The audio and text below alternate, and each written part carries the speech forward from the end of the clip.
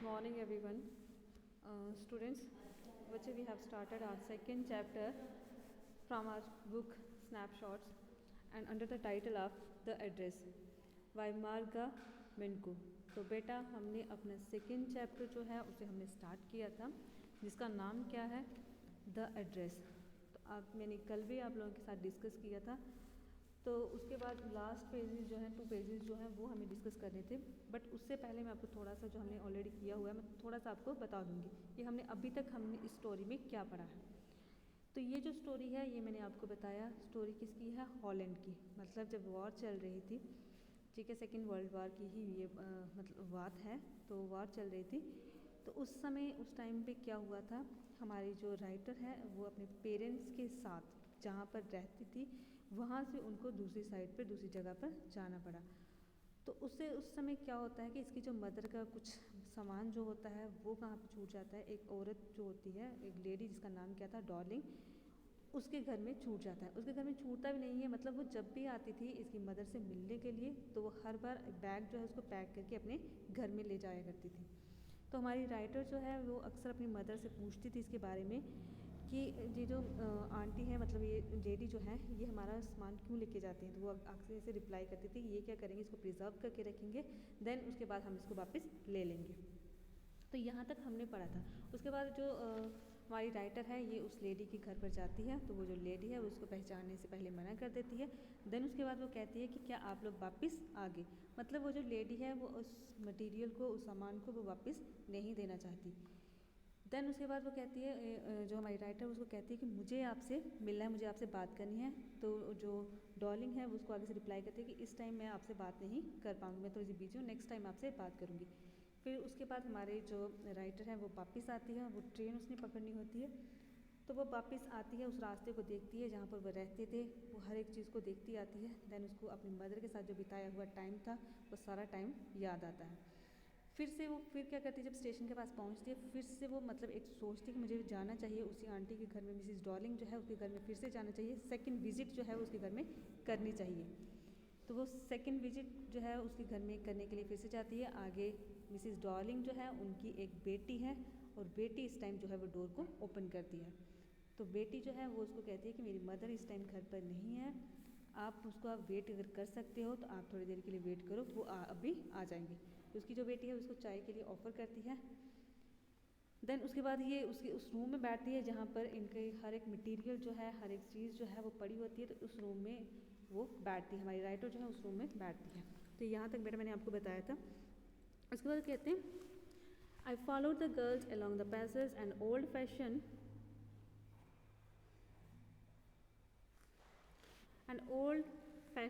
iron Hanukkah candles holders hung next to a mirror.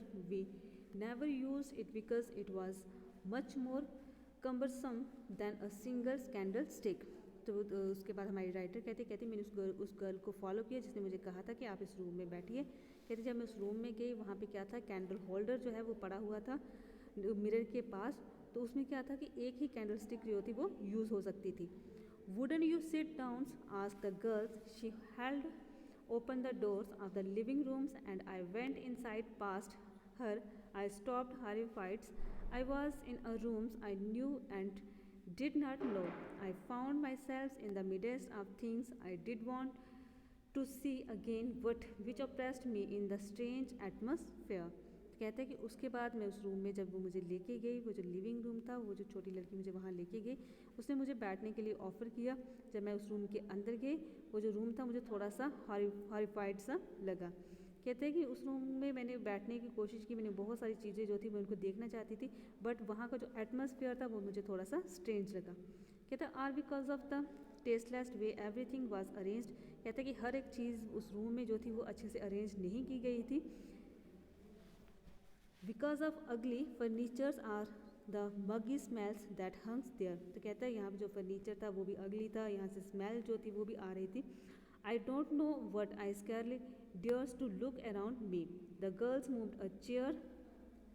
I set down the stars at the woolen tablecloth. I rubbed it. My fingers grew warmer from rubbings. I followed the lines of the patterns. Somewhere On the edge there should be a worn marks that had never been repaired. मतलब यहाँ पे हमारी writer हमें बता रही, कहती मैं उस रूम में बैठी, मैंने वहाँ पे जो टेबल था, टेबल क्लॉथ को मैंने देखा, टेबल क्लॉथ के ऊपर जब मैंने थोड़ा सा रब किया, मेरी जो फिंगर थी वो वार्म हो गए। उसके बाद मैंने उस एज जो था वहाँ पे जो लाइंस थी, लाइंस पैटर्न जो था मैं उसको देख रही थी, तो मेरी जो एक हाथ है वो कहाँ तक पहुँचा, यहाँ पर क्या था कि वर्न मार्क्स था उस टेबल क्लॉथ के ऊपर, वर्न मार्क्स मतलब वो जला हुआ था और उसको रिपेयर किया गया था। My mother's ills be back soon, said the girls. I have already made tea for her. Will you have a cup? तो वो लड़की आगे से कहती मैंने अपनी मदर के लिए कप टी जो है वो रेडी की हुई है, बिकॉज वो थोड़ी देर में आ जाएंगे, तो क्या आप भी टी को लेना चाहते हो? Thanks you, I looked up the girls put cups already on the tea tables. She had brought back just like her mother's. She poured tea from a white pot. All it had was a gold borders on the lid. I remembers she opened a box and took some spoons out. कहते हैं उसके बाद मैंने उस लड़की को देखा, उसने क्या किया, वो जो टी टेबल था वहाँ पर उसने वो जो यार था वहाँ पे उसने उसको रखा, टी पॉट को रखा वहाँ पर। कहते हैं उसने वाइट पॉट जो था उसमें से उसने जो टी थी उसको उसने निकाला, पॉट किया उसमें। देन उसके बाद कहते हैं कि वो जो टी पॉट था मुझे याद आ रहा है कि वो पहले मतलब इन्हीं का था, इसकी मदर का ही था वो। तो कहते हैं कि उसके ऊपर क्या थी, गोल्ड वाटर था उसके लिड के ऊपर। देन वो कहते हैं कि उसने उसको ओपन किया, देन उसके बीच में से उसने कुछ स्पून जो थे वो निकाले। That's a nice box. I heard my own voice. It was a strange voice as though each sound was different in this room. अब उस रूम में से उसको डिफरेंट वॉइसेस आ रही थी। वॉइसेस क्या आ रही थी, वो कह रही है कि मैंने क्या कहा कि दैट्स अ नाइस वॉइस, मैंने खुद ही ये चीज़ कही कि ये जो बॉक्स है ये बहुत ज़्यादा अच्छा है। मतलब उसको अपने जो बचपन का टाइम था वो उसको याद आता है कि कैसे वो अपनी मदर को कहती थी कि ये जो चीज़ है ये अच्छी है। उन चीज़ों को देख के उसको अपनी जो पुराना टाइम था वो उसको याद आ रहा था। देन कहते हैं oh you know about them, she had turned round and brought me my tea. She laughed. My mother says it is antique, we have got lots more. She pointed round the room, see for yourself. I had no need to follow her hands, I knew which things she means. I just looked at the still lives over the tea tables. As a child I had always fancied the apples on the potted table plates. तो कहते हैं कि वो जो लड़की थी वो मुझे पॉइंटेड कर रही थी हर एक चीज़ को। तो कहते हैं मैंने जब उससे पूछा कि क्या तुम इन चीज़ों के बारे में जानती हो, ये जो टी पॉट है ये कहाँ से लाया है, तो कहती वो जो लड़की थी वो लॉफ करना स्टार्ट कर दी।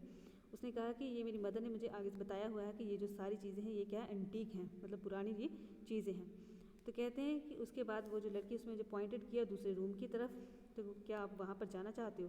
तो मैंने कहा कि मुझे नीड नहीं है आपको फॉलो करने की। I knew which things she means, I just looked at the still life over the tea tables. As a child I had always fancies that apples on the paved plates. तो कहते हैं कि मुझे याद है वो मुझे लड़की जो है वो बताना चाहती थी कि क्या आप दूसरी चीज़ों को देखना चाहोगे। मैंने उसको कहा कि नहीं, मुझे नीड नहीं है दूसरी चीज़ों को देखने की, क्योंकि मुझे अभी तक याद है कि मैं अपनी मदर के साथ जब होती थी तो मैं इन चीज़ों के इन प्लेट्स में क्या करती थी, एप्पल को खाया करती थी। कहती we use it for every things, she सेड्स once we even ate of the plates hanging there on the walls. I wanted to so much but it wasn't anything special. तो कहते ये जो प्लेट्स थी ये अक्सर मुझे पता है कि मैं इसका यूज़ किया करती थी, यहाँ पे वो हैंगिंग होती थी, तो ये क्या थी, ये मेरे लिए चीज़ें स्पेशल नहीं हैं। I had found the burnt marks on the table cloth. The girls looked questioningly at me. तो कहती मैंने जब उसको कहा कि यहाँ पे टेबल के ऊपर बर्न मार्क्स है, मैंने इसको फाउंड किया है, तो वो जो लड़की थी वो मेरी तरफ देखना स्टार्ट हो गई। कहते yes I said, you get so use to touching all these lovely things in the house, you hardly look at them any more, you only notice when something is missing because it has to be repaired or because you have lent it for examples. तो कहते हैं आगे देखिए हमारी writer कहती है I had found the word marks on the table cloth, कि मैंने टेबल क्लॉथ के ऊपर एक मार्क्स जो देखा था। The girls look questioningly at me, कि अब गर्ल जो है मेरी तरफ ध्यान से देख रही है कि मतलब ये क्या देख रही है, इस चीज़ को, ये टेबल क्लॉथ के ऊपर जो एक मार्क्स है वो उसको क्यों देख रही है। यस मैंने उसको कहा, I said you get so use to touching all these lovely things in the house. कहते मैंने उसको कहा कि तुमने कभी ऐसी चीज़ें होती हैं इनको टच किया हुआ है अपने घर में। कहते you hardly look at them any more, you only notice when something is missing because it has to be repaired or because you have lent it, for example. अब हमारी राइटर जो है उस छोटी लड़की को क्या बता रही है, कहते हैं कि जब हमारे घर में वो चीज़ें होती हैं तो हम उनका यूज़ करते हैं, हमें इतना नहीं लगता, हमें वो चीज़ें स्पेशल नहीं लगती, बट जब हम उन चीज़ों को कहीं रिपेयर करने के लिए, यहाँ पे वो हम एग्जाम्पल के तौर पे बता रही है कि अगर हम रिपेयर करने के लिए जहाँ हम उन चीज़ों को मिस कर दें, ठीक है, हमसे कहीं दूर वो चीज़ें चली जाएँ, फिर हमें वो जो चीज़ें होती हैं फिर हमें पता चलता है ये जो चीज़ें थी हमारी लाइफ में कितनी इम्पॉर्टेंट थी. Again I heard the unnatural sounds of my voice and I went on. I remembers my mother once asked me if I would help her polish the silvers. It was very long times ago and I was probably bored that day, or perhaps I had to stay at home because I was ill. As she had never asked me before, I asked her which silver she means, and she replied, surprised that it was the spoons, forks and knives. Of course, and that was the strange things. I didn't know the cutlery we ate of every day was silver. तो अब ये जो हमारी writer है वो क्या कहती है, मतलब उसको अपनी आवाज़ आ रही है, खुद ही वो सोच रही है इन चीज़ों के बारे में. कहते हैं कि कैसे मुझे अभी भी याद है कि कैसे मेरी मदर कहती थी मुझे कि आप मेरी हेल्प करवाओ, कि चीज़ों को पॉलिश करना है, सिल्वर की चीज़ों को पॉलिश करना है और मेरी हेल्प करवाओ. तो कहते हैं मैं उन चीज़ों को मतलब हेल्प नहीं करवाती थी, और उस दिन तो मैं वैसे भी इल थी जब मेरी मदर ने मुझे कहा था कि मेरी हेल्प करवाओ. तो कहते हैं अब मुझे वो जो चीज़ें हैं, अब मुझे याद आ रहा है कि वो जो चीज़ें थी वो सिल्वर की थी, बट उस टाइम हमें ये ऐसा नहीं लगता, उस टाइम मुझे नहीं लगता था कि ये जो चीज़ें हैं ये सिल्वर की, ये मुझे ऑर्डनरी थिंग्स लगती थी. कहता था girl laughed again, I wait you don't know it is either. I looked intently at her. What we eat with, she asked. Well do you know. She hesitated. She asked. She walked to the sideboards and wanted to open a drawer. I look, it's in here. तो उसके बाद वो जो girl है, जब मैंने उसको बताया कि उस टाइम मुझे नहीं पता, अब शायद तुम्हें भी इस चीज़ का नहीं पता होगा, ये जो चीज़ें हैं ये किसकी हैं, सिल्वर की हैं. तो कहते हैं कि वो जो लड़की थी उसने हंसना स्टार्ट कर दिया. उसके बाद वो जो लड़की है, जब मैंने उसको पूछा कि क्या तुमने कभी इसके साथ खाया है, क्या तुमने मतलब कोई चीज़ खाई है ऐसी, तो वो आगे से कहती है कि थोड़ी सी हेजिटेट हो जाती है. फिर उसके बाद क्या करती है, साइड बोर्ड में जाती है, वहाँ उस ड्रॉर को खोलने की कोशिश करती है. I jumped up. I was forgetting the times. I must catch my train. She had her hand on the drawers. Don't you want to wait for my mother. अब देखिए वो लड़की क्या कहती, she hesitated. She walk to the sideboards and wanted to open the drawers. I look it's in here. तो कहती है वो लड़की हेजिटेटली वहाँ पे जाती है, ड्रॉर जो है उसको ओपन करने की कोशिश करती है. अब ड्रॉर से वो जो लड़की थी इसको क्या दिखाना चाहती थी, दूसरे सिल्वर के स्पून्स जो थे उनको दिखाना चाहती थी, दूसरी सिल्वर की जो चीज़ें थी वो इसको दिखाना चाहती थी. तो कहते हैं कि मैंने क्या किया, मैंने उसको कहा कि मेरे अब ट्रेन का टाइम हो रहा है तो मुझे अब जाना होगा, मुझे अपनी ट्रेन जो है उसको पकड़नी होगी. She had her hands on the drawer. कहते हैं उसने हाथ में वो जो ड्रॉर था उसका हैंडल जो था उसको पकड़ा हुआ था. Don't you want to wait for my mothers. तो वो लड़की आगे से उसको पूछती है हमारे राइटर को, कहती है कि क्या आप मेरी मदर का वेट नहीं करोगे. No I must go. तो कहती है मैंने उसको कहा कि नहीं मुझे जाना होगा. कहते हैं I walk to the door. The girls pulled the drawers opens. I can find my own way. तो कहते हैं कि जब मैं वहाँ से निकल गई, डोर के पास में पहुँच गई, वो जो गर्ल थी उसने क्या किया, उस ड्रॉर को ओपन किया. As I walked down the passage, I heard the jingling of spoons and forks. कहते जब मैं वहाँ से निकल रही थी, डोर के बाहर में पहुँची, तो मुझे कौन सी आवाज़ आई, मुझे स्पून्स और जो फॉक्स थे उसकी जिंगलिंग की आवाज़ आई, मतलब वो नीचे गिरे थे तो उनकी आवाज़ आ रही थी. कहते at the corners of the road.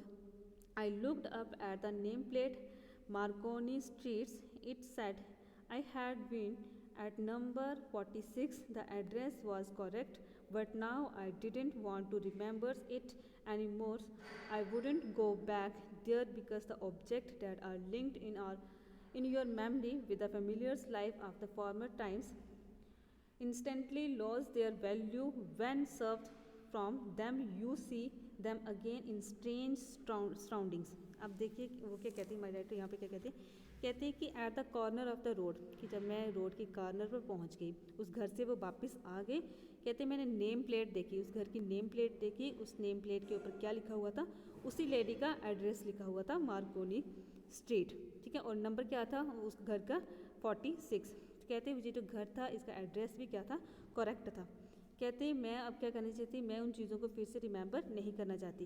कहती आपको बहुत ज़्यादा फील होता है, बहुत ज़्यादा आपको बुरा लगता है जब आप क्या देखते हो कि आपकी जो चीज़ें जो आपने यूज़ की होती हैं वही चीज़ें आपकी अगर किसी और के हाथ में हो, ठीक है, वो उसका यूज़ कर रहा है और वो उन चीज़ों को, उन चीज़ों में का मतलब आपको ऑफ़र कर रहा है, उन्हीं में डाल की चीज़ें आपको ऑफ़र कर रहा है, तो आपको बहुत बुरा लगता है। तो कहते हैं मैं इन चीज़ों को फिर से अब याद नहीं करना चाहती।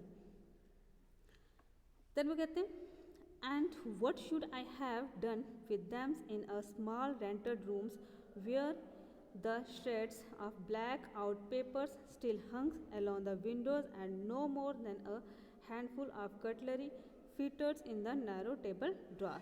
I resolved to forget the address of all the things I had to forget. That would be easier. कहती उसके बाद क्या हुआ था, and what should I have done with them in a small rented room.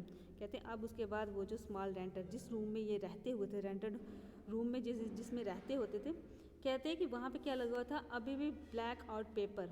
Black out paper मतलब जब उसका time था, युद्ध का टाइम जो था, सेकेंड वर्ल्ड वार जब चल रही थी, उस टाइम क्या हुआ था कि विंडो के ऊपर उन्होंने ब्लैक पेपर जो था उसका यूज़ किया होता था ताकि जो अंदर की लाइट है वो बाहर ना दिखे। तो कहते हैं अभी भी वो जो हमारा रूम था उस रूम में ब्लैक पेपर जो था वो अभी भी लगा हुआ था, मतलब चाहे वो फटा ही हुआ था लेकिन वो उसके पीसेस जो थे वो अभी भी लगे हुए थे। कहते हैं कि उसके बाद ये जो कटलरी वगैरह थी, ये ड्रॉर वगैरह जो थे वो सारे इसी तरह से पड़े हुए थे। तो कहते हैं अब मैं उन सारी चीज़ों को क्या करना चाहती हूँ, भूल जाना चाहती हूँ। वो जो एड्रेस था, वो हर एक चीज़ जो है मैं उसको अब भूलना चाहती हूँ ताकि मेरी जो लाइफ है वो क्या हो जाएगी, ईजी हो जाएगी।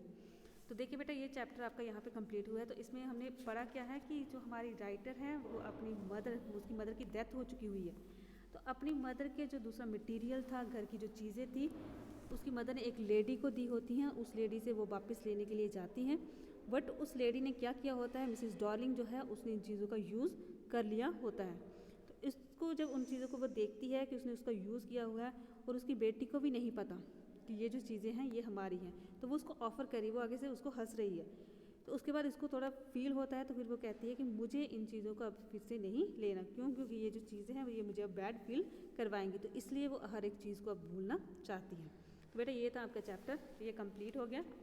तो नेक्स्ट लेक्चर में हम नेक्स्ट चैप्टर जो है उसकी रीडिंग करेंगे। सो थैंक यू बेटा, थैंक